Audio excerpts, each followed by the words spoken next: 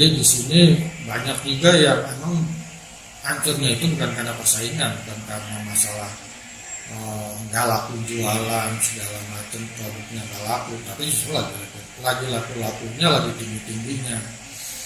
Cuman yang jadi masalah ya itu nggak sedikit yang memang jadi masalah faktor internal, yaitu masalah administrasi, gampangnya laporan keuangan.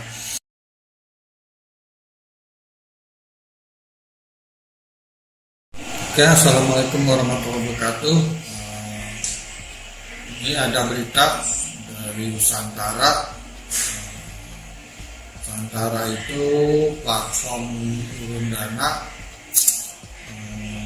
untuk bursa UMKM, yaitu mempertemukan antara UMKM dengan investor, calon investor. Jadi gini, Santara ini seperti bursa efek Jakarta, cuman dia itu bursanya UMKM. Itu yang UMKM itu kita tahu sendiri ya, nanti bisa disearching juga, itu ada kriterianya terkait permodalan dan omset, itu bisa lihat di internet. Nah, ini Santara ini platform yang mempertemukan antara si investor dengan si UMKM. UMKM butuh dana untuk pengembangan usahanya. Nah, ini ada masyarakat yang punya dana ditemui di Santara. Nah, itu seperti jual beli saham. Oke. Nah, ini beritanya terkait masalah kendala Santara, coba saya bacakan aja ya. Terima kasih atas kepercayaan seluruh user tergabung di Santara selama ini. Kami atas nama manajemen Santara bersama surat ini bermaksud untuk mohon maaf sedalam-dalamnya atas ketidaknyamanan dalam 6 bulan terakhir ini, yang banyak menyebabkan beberapa miskomunikasi antara manajemen Santara, penerbit, dan investor urun dana. Jadi antara Santara, pemilik platform, investor, dan penerbit. Penerbit inilah UMKM yang berbutin saham, si UMKM yang butuh dana. Dalam 6 bulan ini Santara sedang melakukan berbagai perbaikan sistem digital. Nah, itu masalah teknisnya. Saya loncat ke masalah laporan keuangannya. Adapun mengenai penerbit rapor merah, ini kami banyak mendapat keluhan dari investor atas performa penerbit yang dapat dinilai kurang baik tersebut. Kinerja UKM penerbit yang lemah serta perilaku penanggung jawab penerbit yang tidak komunikatif ini menjadi masalah terbanyak. Penanggung jawab penerbit ini yang penanggung jawab UMKM-nya ya, usahanya. Apakah itu direkturnya atau siapa gitu mungkinnya. Pastinya itu kan. Selain itu laporan tidak lengkap, keuangan tidak jelas, serta terkesan asal-asalan, tidak bisa dihubungi, dan tidak dapat di-track bagaimana statusnya oleh investor. Oke. Nah, kami Santara berupaya menyelesaikan hal tersebut. Saat ini ada 13 perusahaan yang telah dipastikan masuk kategori akan di-delisting. Berarti di-delisting itu dikeluarin dari listingnya, dari daftarnya Santara. Perusahaan-perusahaan yang terdaftar di Santara. Ibaratnya kalau di bursa kan ada tuh daftar perusahaan-perusahaan yang go publik. Ini juga dikeluarin dari daftar-daftar di bursanya UMKM Santara ini. Saat ini ada 13 perusahaan yang telah dipastikan masuk kategori akan di-delisting karena penurunan kinerja, manajemen, serta kurang baiknya attitude penanggung jawab usaha tersebut. Delisting akan dilakukan dengan melakukan buyback atau membeli kembali saham milik investor. Jadi prosesnya itu, proses dikeluarkannya dari daftar perusahaan itu, yaitu dengan membeli kembali saham yang sudah dibeli oleh investor. Simpelnya tuh balikin duit investor lah, jadi investor balikin lagi sahamnya yang sudah dibeli oleh investor, jadi balikin duit. Di sini kita semua berharap penerbit harus bersedia melakukan hal tersebut, baik membayarnya utuh, belinya langsung semuanya, sahamnya, atau sebagian, tergantung kesepakatan dengan investor. Sementara penerbit yang tidak kooperatif dengan sangat terpaksa akan kami pasang di daftar hitam. selain dikeluarin dari daftarnya si Nusantara, daftar penerbit Nusantara ngeluarin lagi satu daftar namanya daftar hitam. Yang isinya daftar hitam itu yang pada bandel-bandel nih. Nama serta identitasnya akan kami buka ke publik sehingga menjadi pelajaran ke depannya untuk kita semua dalam menjaga kepercayaan dan amanah. Jadi nama identitasnya itu atau batasannya sampai mana, yang diungkapin ini loh usahanya, jelas nama usahanya, mungkin ada nama penanggung juga kali ya. Situ ini daftar hitam yang kooperatif. Demikian surat terbuka ini kami sampaikan, sekali lagi kami mohon maaf sedalam-dalamnya atas ketidaknyamanan yang terjadi. Oke, nah, saya mau bahas nih terkait masalah poin yang tadi itu, ini yang masalah keluhan investor. Kan investor mengeluh kinerja UMKM penerbit yang lemah, yang tidak komunikatif si penerbitnya ini. Selain itu katanya kan laporan tidak lengkap, keuangan tidak jelas, serta terkesan asal-asalan, tidak bisa dihubungi dan tidak dapat di-track bagaimana statusnya oleh investor. Keuangan tidak jelas. Nah ini kalau tidak bisa dihubungin, kalau memang ada masalahnya begitu, udah pasti susah dihubungin biasanya tuh. Ada juga sih yang masih tingkat baik, yang masih mau bertanggung jawab. Tapi di sini saya coba ilustrasiin. Jadi pernah dulu saya waktu jadi staf auditor, staf audit, bukan auditor ya, staf audit karena saya belum punya sertifikat auditnya. Nah waktu itu saya ditugasin untuk ya, kebetulan kantor akuntan publik tempat saya kerja itu ada proyek untuk mereview lah, mengambil alih salah satu perusahaan yang bergerak di bidang kuliner. Nah perusahaan ini sebenarnya tuh perusahaan tuh bagus. Waktu itu saya lihat juga dia itu bukan karena apa-apa. Dan di video sebelumnya saya juga pernah bahas juga sekilas tentang perusahaan yang jatuh pada saat lagi berkembang gitu, lagi maju-majunya. Nah di sini perusahaan itu sama seperti itu gitu. Nah perusahaan itu lagi, jadi pertama tuh biasa 1-2 outlet lah perusahaan kuliner ini, tiba-tiba ya terus akhirnya berkembang banyak, dan ikut pameran franchise segala macam, akhirnya wah berkembang lah setahun 20, tahun kedua udah 50-an segala macam. Berkembangnya cepat. Kalau nggak salah waktu itu akhirnya pas saya masuk itu, kalau nggak salah omsetnya itu waktu sempat saya lihat tuh setahun itu udah 20 miliaran kalau nggak salah, 20 miliaran. Berarti sebulan itu sekitar hampir 2M, 1,5 M lah. Nah ini jatuhnya itu bukan ya emang outletnya banyak, tapi bukannya terus tiap outlet nggak laku jualan, enggak. Itu setahu saya satu outlet itu ada yang di Depok itu ada yang omsetnya sampai 25-30 juta sebulan. Berarti kalau 30 juta berarti sekitar 1 juta sehari omsetnya. Dulu tahun 2012, masa 2012 2011 saya.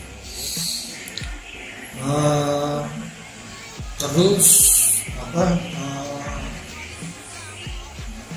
dia itu berarti kalau ada 30 outlet, 40 outlet, kalau rata-rata itu ada yang 1 juta kalau nggak salah, yang daerah-daerah Matraman itu waktu itu sekitar 3 juta sehari, sebulan itu sekitar 90 sampai 100 juta lebih. Nah berarti itu kira-kira lah kita ambil misalkan 30 juta aja rata-rata, ada sekitar 40 outlet, sekitar 120 juta kali 12, 30 juta kali ya misalkan 40 outlet rata-rata sekitar 30 juta, sekitar 1,2 M dikali 12, 1,2 ya hampir 20 M lah gitu waktu itu. Nah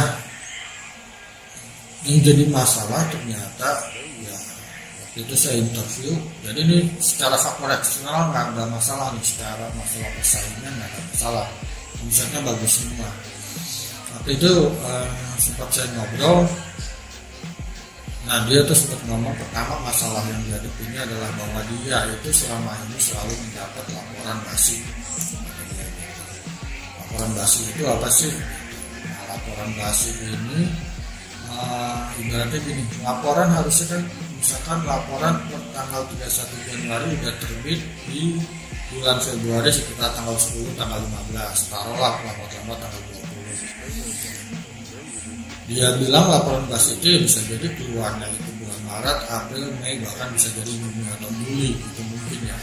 Nah udah terlambat, udah gitu angkanya juga ternyata jadi masalah lagi kan gitu.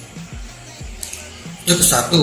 Nah kedua, dia sempat ngomong, apa sih susahnya sebenarnya bikin laporan keuangan, cuma nyatet masuk dan keluar gitu. Saya sempat kaget juga tuh, kalau cuma nyatet masuk dan keluar emang gampang sih gitu. Jadi misalnya ngisi laporan dan nyatetnya itu bukan cuma nyatet keterangan, duit masuk, duit keluar.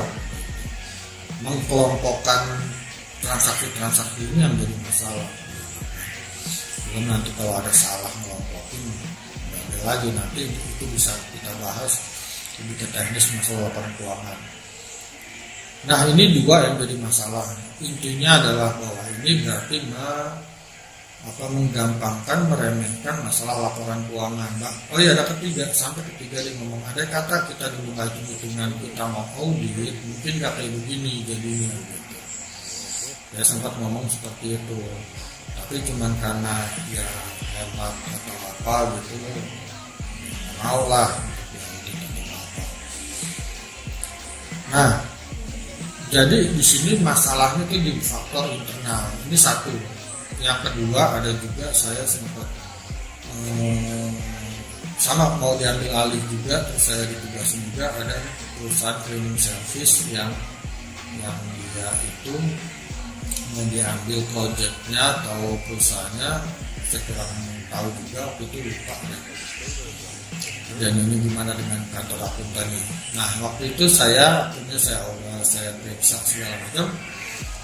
Nah di situ juga ada masalah di laporan keuangannya. Waktu itu saya lihat di masalah kas dan banknya, di situ ada banknya si pemilik dicantumkan di kas dan bank, salah kas dan bank masih besar.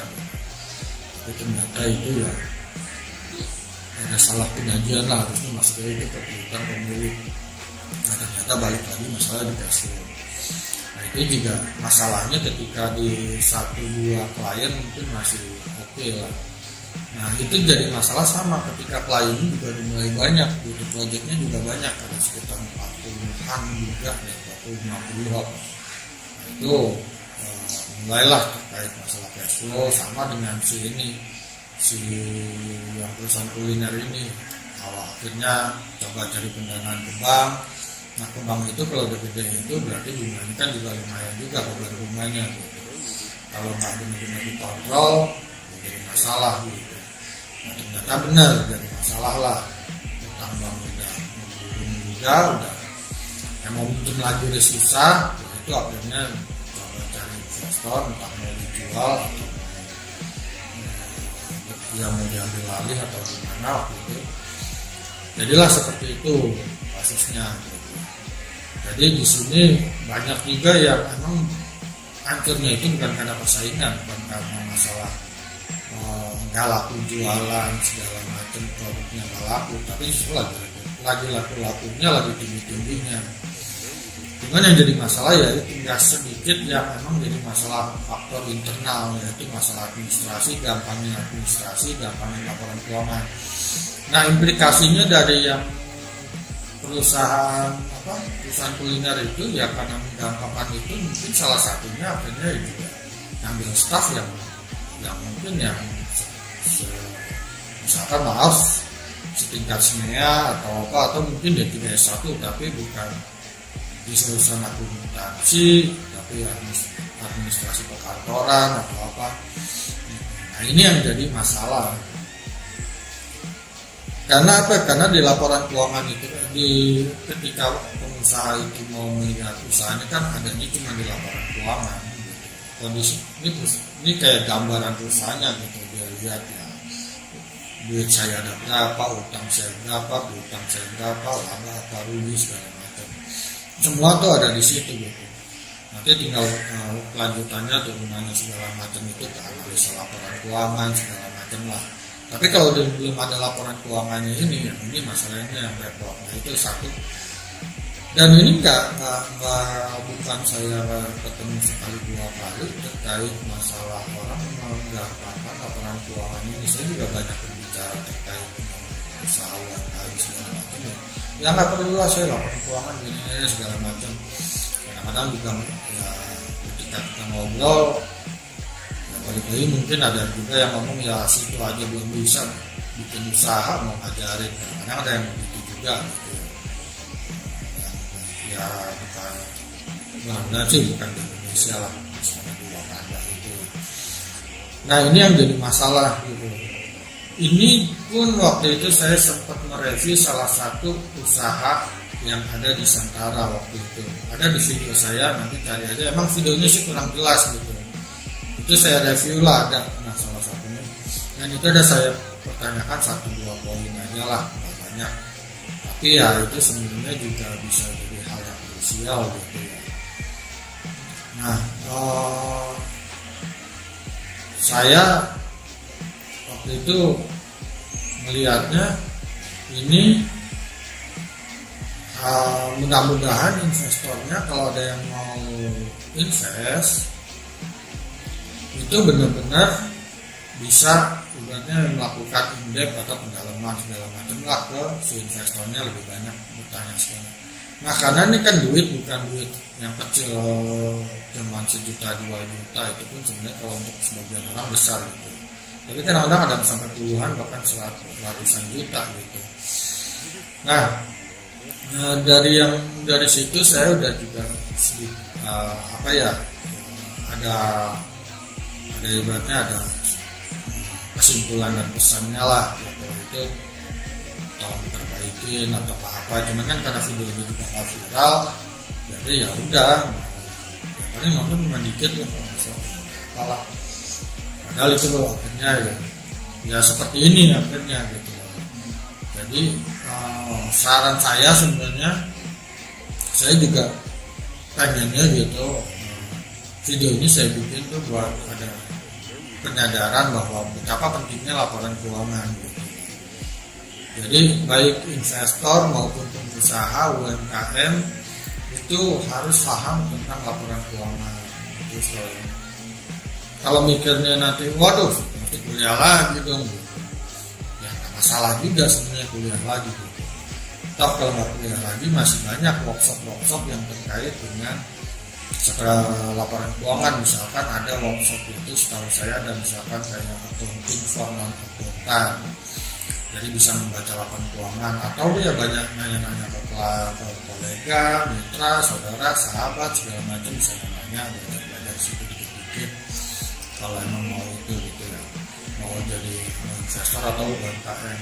Tapi sebenarnya emang harusnya bisa baca itu karena setahu saya juga waktu dulu rumah sakit itu kan hampir rata-rata, bukan hampir rata-rata, semua ya kayaknya 99% itu dipimpin oleh dokter ke rumah sakit. Tapi dulu berkembang kalau nggak salah di rumah sakit pemerintah, waktu itu saya pernah sempat audit di rumah sakit di Jawa Tengah itu, katanya juga udah ada aturan waktu itu ya bahwa dokternya itu harus punya manajemen rumah sakit. Nah paling nggak ketika dia masuk di manajemen, ini biasanya ya adalah pengantar akuntansinya, terus ada ya pengantar manajemen keuangannya. Nah biasanya ada tuh, dan dia belajar itu gitu. Nah itu untuk pimpinan rumah sakit setahu saya dulu tuh seperti itu. Nggak tahu sekarang ya, saya nggak ngerti juga. Tapi ya emang sebenarnya harusnya gitu, ketika udah masuk ke tingkatan manajerial kan memang dia harus tahu tentang ilmu manajerial, baik manajemen laporan, organisasi segala macam, SDM apa, pemasaran, termasuk manajemen keuangan. Jadi kalau emang mungkin kalau yang investor enggak lah, janganlah saya nggak mau sampai kuliah lagi. Cuman kalau emang mau nempatin, misalkan Anda investor tapi dia duitnya banyak itu karena Anda bekerja di perusahaan yang bagus atau apa, ya nggak ada salahnya juga gitu manajerial. Karena itu kan untuk menempati satu posisi nanti paling harus ada ilmu manajerialnya itu gitu. Misalkan untuk di kepala divisi apa gitu, kepala manajer apa gitu. Nah itu ya menurut saya.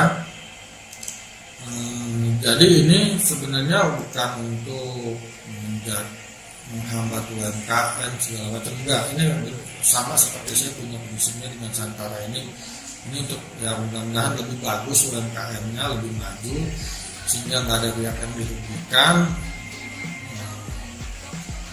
ekonomi kita bangkit lagi. Malah dulu saya juga sempat ngikut juga yang statistik masuk, karena saya juga senang dengan slogannya beli kembali Indonesia segala macam.